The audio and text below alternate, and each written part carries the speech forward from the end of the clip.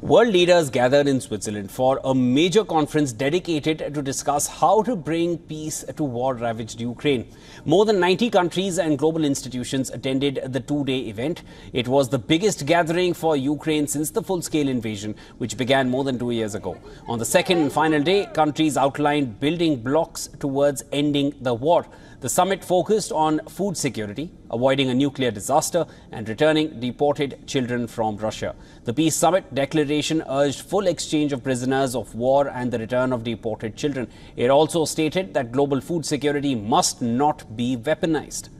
Dozens of countries said that Kiev's territorial integrity should be respected and that dialogue between all parties would be necessary to find a lasting settlement.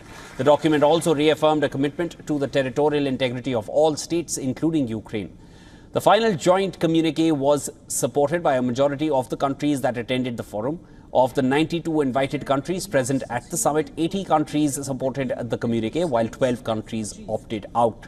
One of those countries that opted out was India. The Secretary West in India's Ministry of External Affairs, Pavan Kapoor, announced that India will not be part of the joint statement. Addressing the summit, he said that as per India's stance, only those options acceptable to both parties can lead to any kind of abiding peace.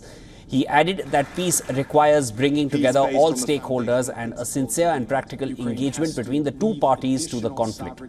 Meanwhile, the Kremlin has asserted that Russian President Vladimir Putin is not ruling out talks with Ukraine, but guarantees will be needed to ensure the credibility of any negotiations. The Kremlin spokesperson also said that Kiev should reflect on Putin's call for troop withdrawal as its military situation is worsening. Каждый раз, когда Путин озвучивает мирные инициативы и когда предпринимаются попытки по выходу на политико-дипломатическое русло, существуют определенные условия на земле.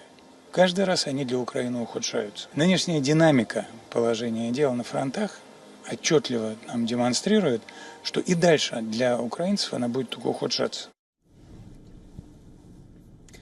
Remember, Putin demanded Ukraine to pull its troops out of the east and south of the country and drop its bid for NATO membership in order to open peace talks. But Ukrainian President Volodymyr Zelensky has rejected Putin's demand. At the end of the summit in Switzerland, Zelensky said that he would be open to immediate peace talks with Russia if Moscow pulled its troops out of what he called his legal territories. Zelensky added that Russia is not ready to discuss a just and lasting peace.